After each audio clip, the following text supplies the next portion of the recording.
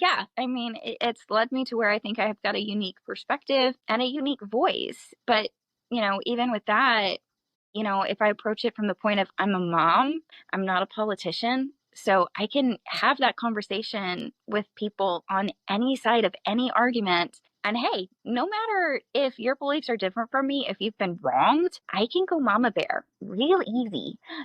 Welcome to Believe in the Leap, the show where faith meets grit and ordinary men do the unthinkable. I'm your host, Brad Parnell, entrepreneur, ultra trail runner, and believer that bold moves build bold lives. If you're tired of playing small and ready to do the unbelievable, you're in the right place. Let's go. All right, welcome back, guys. Today, I'm joined by a woman who's not only a dedicated mother of 4 Keller ISD students, but also a passionate advocate for unity, transparency, and educational excellence. Marissa Bryce is running for Keller ISD School Board Place 1, bringing with her a deep love for this community and a bold vision for moving it forward. With firsthand experience as a parent and a commitment to ending division and supporting both students and teachers, Marissa believes it's time to restore trust and put students at the center of every decision.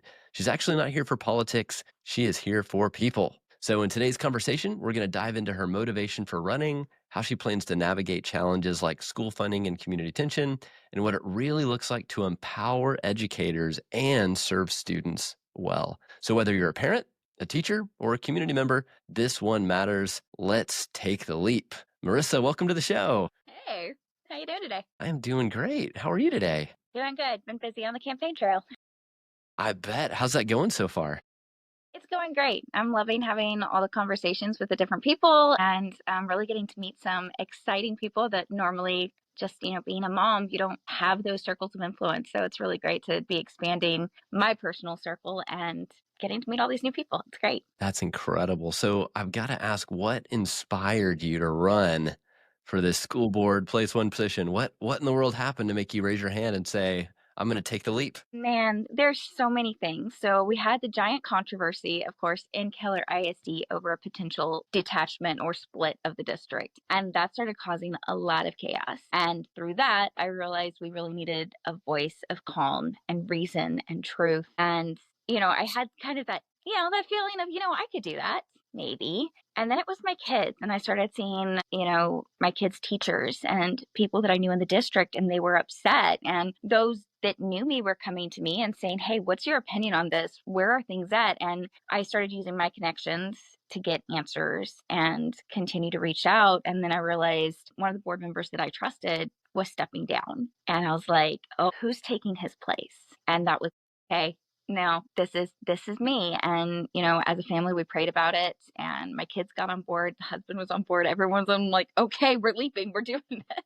So yeah, Wow. it was all Wow. just put together. That's incredible. So it's truly like the see a need, fill a need. Like, hey, there's going to be a gap, and I think I might have what it takes. That's incredible. So for those that aren't in the Keller ISD area, maybe those from like out of state or the tuning in, what would be the best way for you to summarize if they're like, well, what's going on? Like, how could you summarize what's happening in Keller ISD right now? So, from the basics of it, the school board is very conservative and they were doing their job. They were looking into how do we maintain a financially stable district? And that means, okay, budget needs to be balanced. They give that order to the admin. The admin's looking into it, but our state hasn't raised the funding since 2019. So, if you're thinking of that on a household level, you think about how much milk has gone up, how much eggs have gone up since 2019. Now, multiply that by right now we have just over 31,000 students. And that's what this district is responsible for.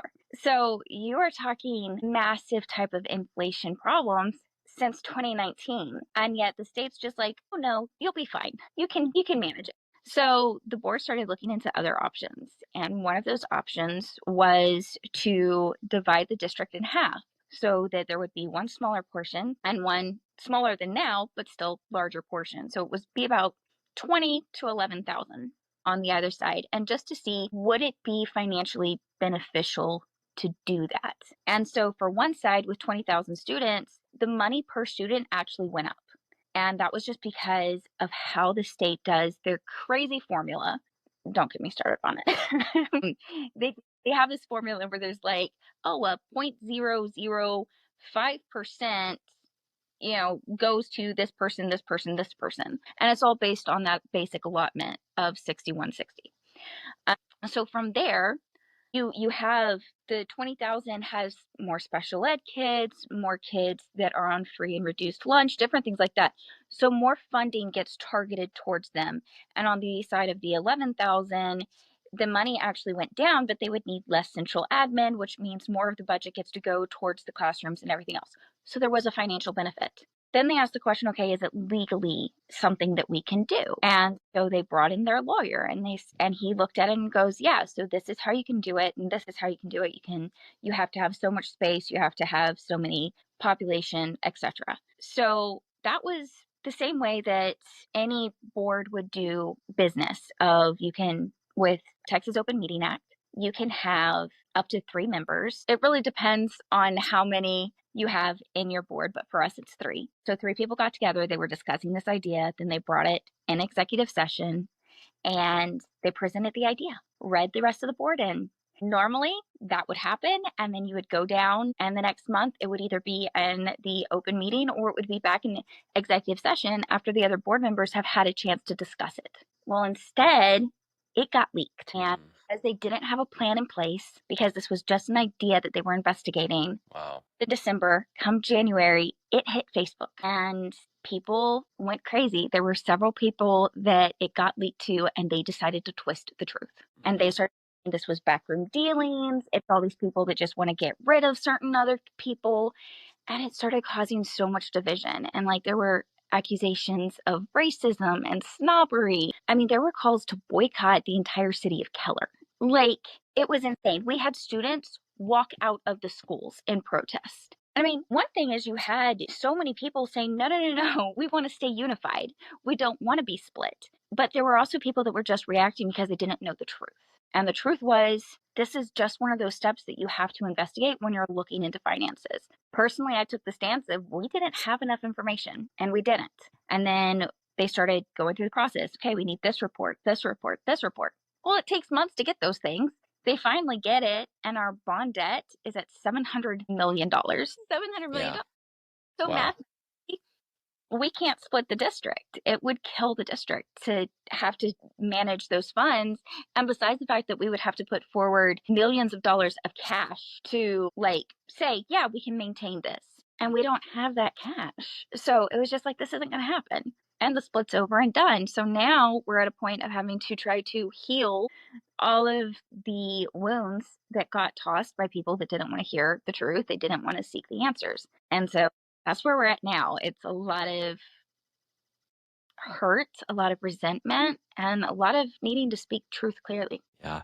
So was this all happening after you kind of stepped in to fill the void, or was all this chaos kind of starting to brew whenever you said, I'm just going to jump into the middle of this mess and see what I can do? So the original meeting was in December, and then everything blew up in January, and I filed in February. So yeah. Okay, so you knew exactly what you were getting into. You just jumped straight into the monster. I have been asked by so many people of like, okay, what stupid stick hit you? No, not stupid stick, just love for my kids. But hey, Yeah.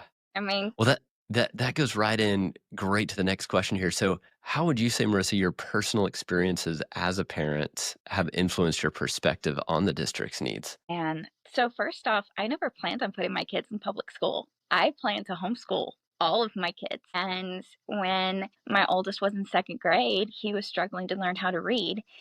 And I was struggling with teaching him because I didn't know what the problem was. I love to read. Like, that's the best thing in the world. You give me a book and I'll just disappear all day long. Yeah. So I was struggling with him, but he was excelling in math. And then he started swapping numbers. And it just hit me like, oh my word, is he dyslexic? And so that just drove me into this whole thing of, okay, well, where can I get him tested at? Reached out to my elementary school that is around the corner from me. They got him tested. Sure enough, he was dyslexic. And I'm like, okay, Wow. I can't do this. No matter how much I love my kid, that is out of my pay grade. And so we enrolled him and my secondborn into the public school. So that was, and here's the thing, they went to school in fall of 2020. have fun with that one. Yeah, right. We all know what happened there. So fall of 2020, they started school in first and third grade. And at the end of first grade, my second born was also diagnosed with dyslexia. And that was such a crazy jump off a cliff. What are we dealing with the public school system? What are we doing with the teachers? And just going step by step, like deep dive, I'm in it. And of course, it's also pre-COVID or post-COVID. And I'm also sitting here with a 1 year old. That's how crazy it was. So I didn't get really involved that first year, but also I was going straight into ARD meetings and IEPs and all of this stuff that is like speaking a different language. And so we move forward another year, and my third one comes to school. So we now have kinder, second, and fourth grade in the same school. And my third born, he starts showing signs of dyslexia as well. And that's when I'm like, okay, we really need to start stepping it up. Got a little bit more active, joined the PTA, and started digging in. Gratefully, Keller ISD actually has some great tools for SPED. And oh, yeah, in the midst of this, Texas decided no, dyslexia is no longer going to be its own category. It's now a special ed category. And that created this whole new umbrella and resources and help. And amazing. And Keller, they have a group called Parents and Community Team. And so they meet once a quarter, and they actually help educate parents on what do you do in an ARD? What are your rights? How can you help? Like, what do you do when you get out of this? All of this special information. So started digging into that. In fifth grade, my eldest started struggling again, and we had to really dig into the schools. We're having to kind of advocate for him because some teachers we didn't think were quite doing their job the way that it needed to be done. And there have been so many hurdles. And like, even my oldest Seth, he sits there and goes, yeah, I'm the kid that goes in and I just find all the problems and you come in and fix them. And David and Jacob get easy rides. That's not really true, but it kind of is. I feel so bad for him because he is the one that is constantly carving the path for the little kid, his little siblings. But yeah, so all of that and just when we started struggling with the teachers, Jonathan, my husband, and I were kind of like, all right, I'm a stay-at-home mom, so we can handle this a couple of ways, but perhaps the best way is just to get our name known on campus. And so we're like, all right, let's take this. And we joked that we wanted to be so well known on campus that when a teacher saw the last name Bryce, they would either be shaking in fear because they're doing something wrong and they're going to be found out, or rejoicing because they know we're on their side. And I think that it's definitely more of the rejoicing. I've had a couple of teachers actually fighting over my kids. So I'm happy about that. And I love my teachers. And I do claim them. They are mine. They're not my kids. They're mine. Your teachers. They are. I mean, like, for 1 year, I was literally like a hallway mom helping with decorations. And when came time for Star, I was stuffing bags and, just all the things. And it's like, I would run into a teacher that's, on the verge of tears because she just doesn't have time to decorate her door for the holiday competition. And I'm like, do you have a plan? She's like, yeah, I have a plan. It's all cut out. I just don't have time to put it up. And I'm like, just go do your job. I got this. And I go decorate the door. Yeah, it's so good. So, I mean, all of that, it's led me back to this point of sitting here going, I know the ins and outs of a lot of the schools as a parent. I'm hearing a lot of the concerns from the teachers. I'm seeing the lack of support, the lack of trust that the teachers have. And I'm also seeing like the kids, like that, because Seth is now in middle school. When the kids walked out, he actually looked at them and started educating them. Like, you realize by walking out, you're taking away funding from the schools. He actually convinced a few to not walk out. He's like, there's better ways. Good on him. Yeah.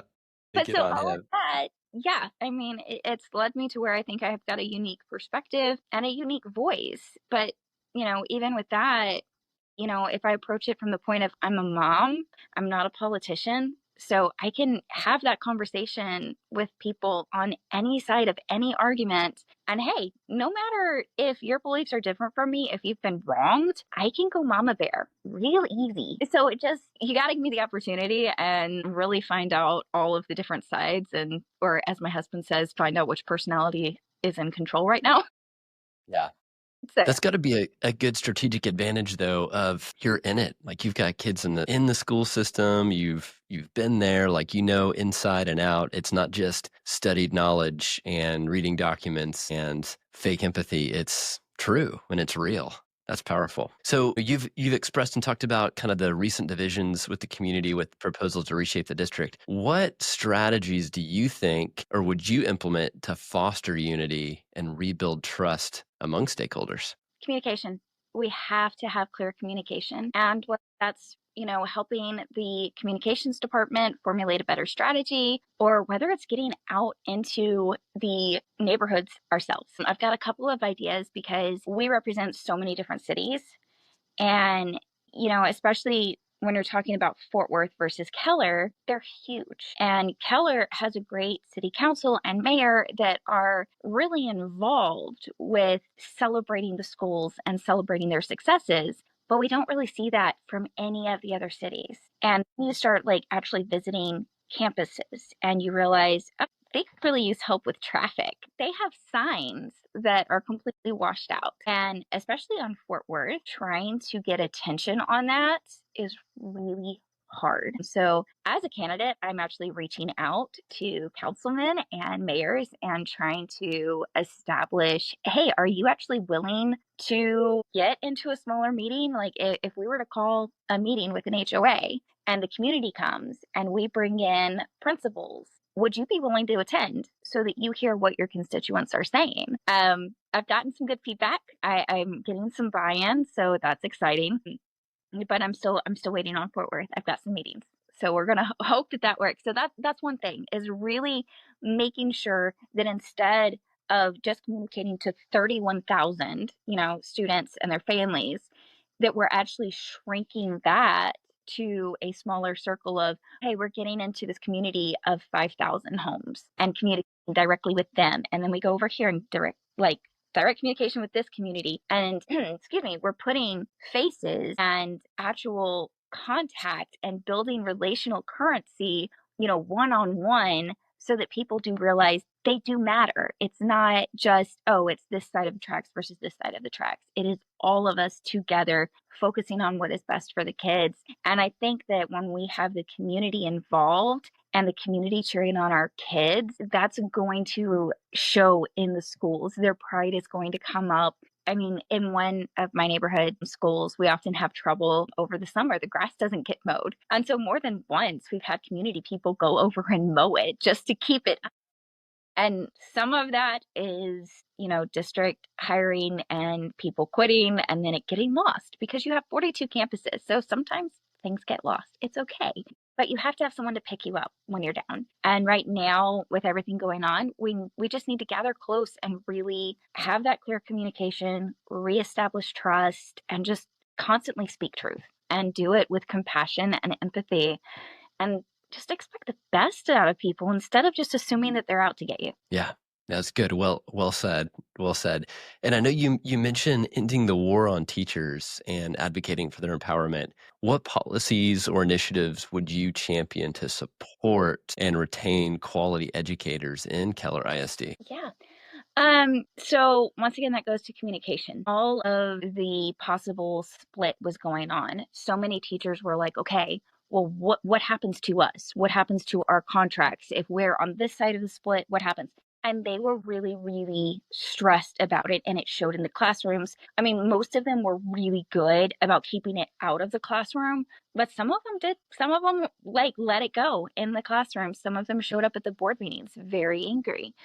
Um, and I mean, even before this, I have seen where there's just a lack of communication and a lack of trust from teachers going to their superiors and expecting, the admin to have their back instead of just piling more work on them. Right now, teachers are very stressed because of their student count has gone up, their hours have gone up. I know multiple teachers that are essentially doing like they're one person, but they're having to do multiple jobs and only getting paid for the one job, but their salaries aren't going up. They're not going to get raises. Healthcare prices are still going up. There's all of these different things. And it's also, for some of them, they're in a position where they have people constantly looking over their shoulder and they're like, I have a degree.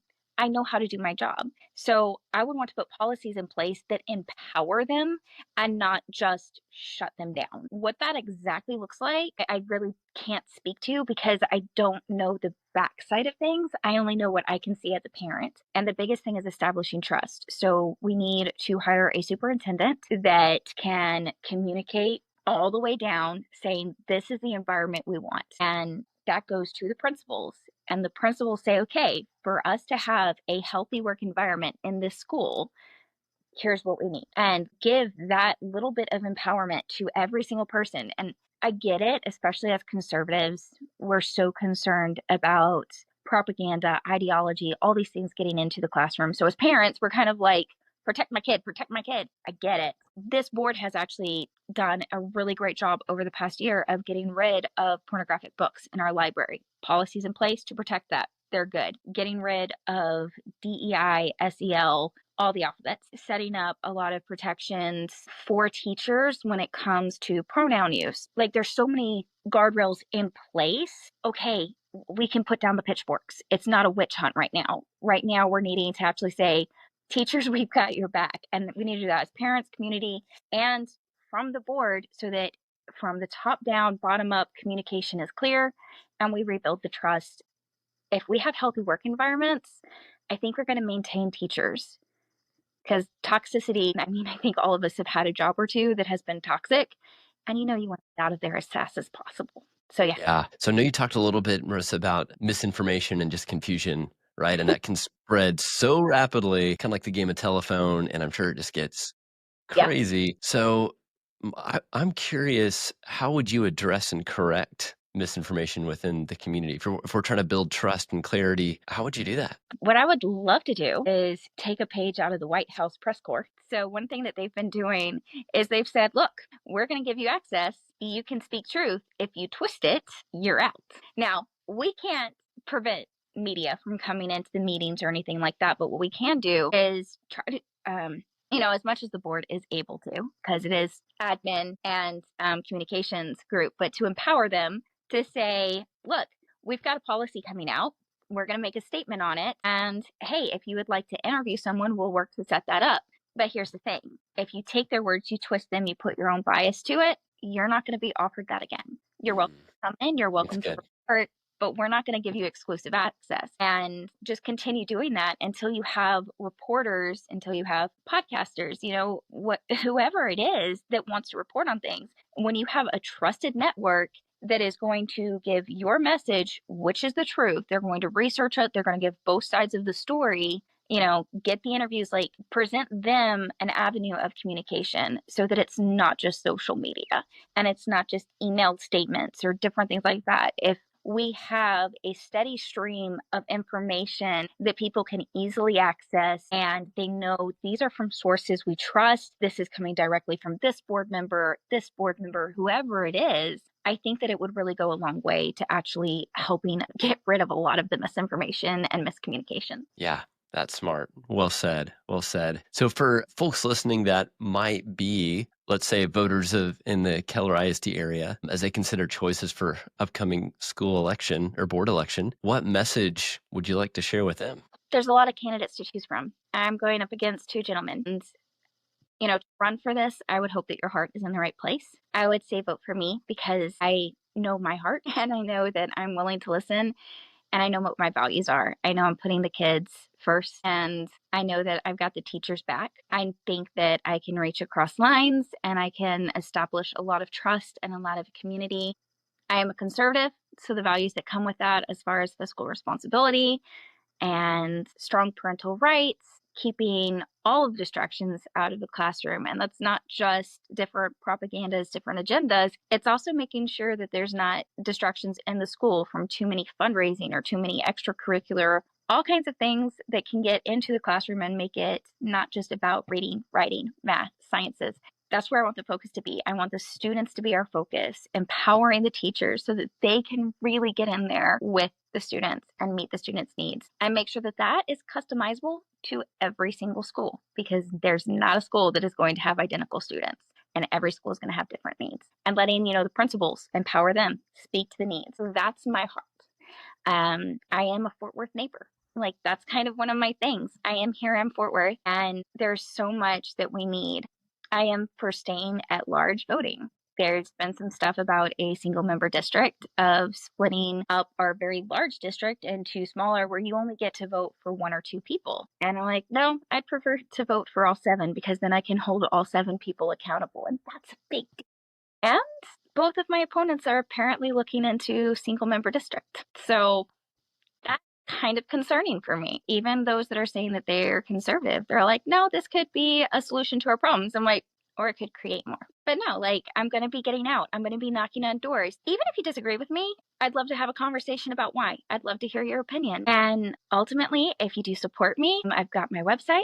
So you can visit me there at electmarissa.com. If you've got a group that's asking questions, send me a note and let's sit down and talk. I would love to do that. We are still raising funds to get some signs out there. So if you feel led, please donate.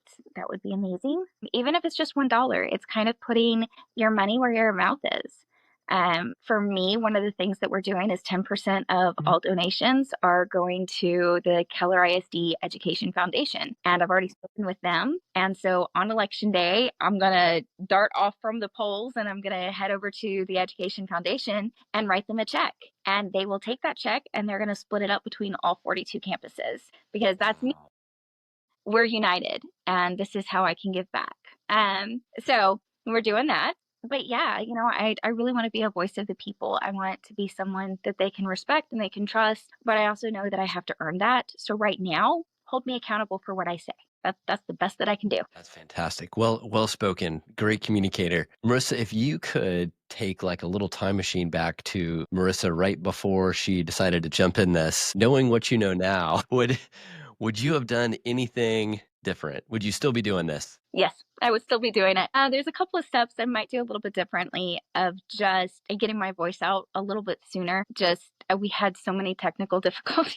It was ridiculous. And just, trying to reach out a little bit more. I am a little bit of an introvert, so getting out and really talking to people is something that I am having to constantly grow on, but I'm trying. And just making sure that people really understood what I stood for and what I stand for and who I am a little bit sooner because I got a little bit lost in the weeds. So that's what I would tell myself to focus on right at the beginning. But no, I'd still be right here. I'd still be going. So good. I think, truth, trust, and clarity. I mean, I think those are such great, strong words. And I think so probably surprising to everyone that you would consider yourself an introvert. I think you're so well spoken. And I think if anything, right, like leaping out into the middle of this, it forces you into out of your comfort zone and to get stronger and better at all those things because you don't really have an option, right? It's kind of like a sink or swim. You're swimming and fighting and growing. And it's great to see. I'm towing behind me. There is no drowning here. If I drown, so we're not doing that. Yeah. I think one thing that you told me in some of our earlier conversations, which really struck a chord in me, is just that you felt called to do this. This wasn't something that you just, someone else told you to do it or forced your hand. I mean, and even earlier in this conversation, like you saw the need, you felt the calling, and you just leapt right into the middle of it. And you were fully aware of what was going on. So I just think that's so admirable of, jumping in the fire and saying, I'm here to fight. And it's not about me. It's about the district and it's about doing what's right for everybody. And I just think that's so admirable. Thank you. Is there anything else, Marissa, that you would like to share or add? Anything that we didn't get to cover that you just feel a burden on your heart or something that you want to share? No, I think we have covered everything. I mean, biggest thing that I can encourage people is just, expect the best. Treat people as humans and actually love them, investigate, ask questions. Don't just assume they're in it for political reasons. Don't assume that, they're the worst people on earth. Like, we're all neighbors at the end of the day. And if we can just have a conversation and remind each other that we're all human, humans make mistakes, and there are two sides to every story. And in some cases, there's three. If we can get down to the truth of everything, I think it really gives us an opportunity to really establish trust and figure out how do we actually clearly communicate what's going on.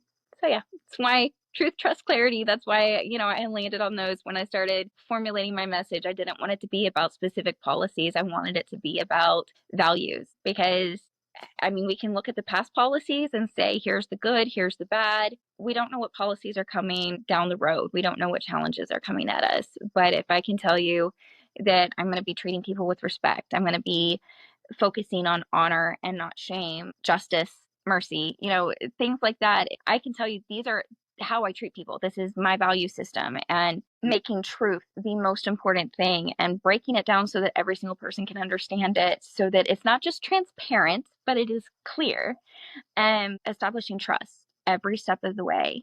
Then no matter what policy comes down, if you voted for me, it's because you trust those values and you want me to use those values to vote and to create policy. And that's where I'm running. I'm not sitting here going, I'm going to change who I am for the people that vote for me. No, this is who I am, and I need you to vote for me because you agree with that and you want that person representing you. And there's a big difference in that. So, and I think most politicians are like, "Oh, I'll just let your voices change me." And I'm like, "I'll listen and I will consider your opinions, but you're not molding me. I'm not My vote is not for sale." Like, that's kind of one of the big things that people keep talking about, money coming in. And it's like, "Oh, well, you're just going to be influenced by whatever money or whatever dollar hits you." And I'm like, "No, no, no, no, no. If someone's putting their money behind me, I want it to be because they know me, they trust me, and they support me. Period." I think anyone that's listening to you and anyone that spends time in conversation or even podcasts like this or a YouTube channel, I think it becomes clear when you're talking that it's your congruent self, right? The authenticity of who you are. And I think it also becomes very clear when someone has the opposite, when they're saying the things to get the thing, right? So I just appreciate that you show up as your true congruent full self. And I think that it's very easy for you because it's who you are, right? It becomes very hard when we're trying to be someone that we're not, and we have to do that for an extended period of time for a specific result, and then we have to continue putting that mask on because that's who they expect us to be. That just seems like a lot of unnecessary and frustrating work for the reward. And I'm trying to remember, hey, I said this to this person and this to this person, and trying to keep track of all of essentially lies. Nope. I don't have time for that. I was talking to one person, and they told me, they're like, normally first time candidates aren't this open about where they stand. And I'm like, I'm running on truth. And you want me to just fib to win your support? Yeah, no, because the moment that I do that, or the moment that I'm not clear about something, I've lied and I lose your support. So, no, I'm going to be honest in everything I can possibly think of. If people are asking me questions, I'm doing my best to answer them. There's some things I just don't have answers for. And so I'm just like, I'll get back to you. That's the best I is I'll get back to you if I don't have the answer right now. I'm sure that's very refreshing, probably surprising and refreshing, but in a good way, right? It's something one of my business coaches used to tell me is clarity precedes results. Oh, I like that. So when you get clear, right? Like you have to get clear first before you can get the results you desire. So it's very clear to me. That's what's going on here. So Marissa, thank you so much for being on the show. Again, if you could give people your website one more time, for those of you that want to learn more about Marissa, what she's doing, about her campaign, what she stands for, where can they go and find more out about you? All right, it's electmarissa.com. Really simple. So just elect, MARISSA.com. And on there, you'll have the opportunity to read into my values. You'll have on the donate page if you would like to help out my campaign. And there's also a join my team. So if you want to host a meet and greet, if you want to block walk, work polls, get a sign in your yard, all of that good stuff, it's all there on the website. Incredible. Well, thank you so much, Marissa, for being on the show, for sharing your truth with us and your perspective. And we wish you the best of luck in the upcoming election.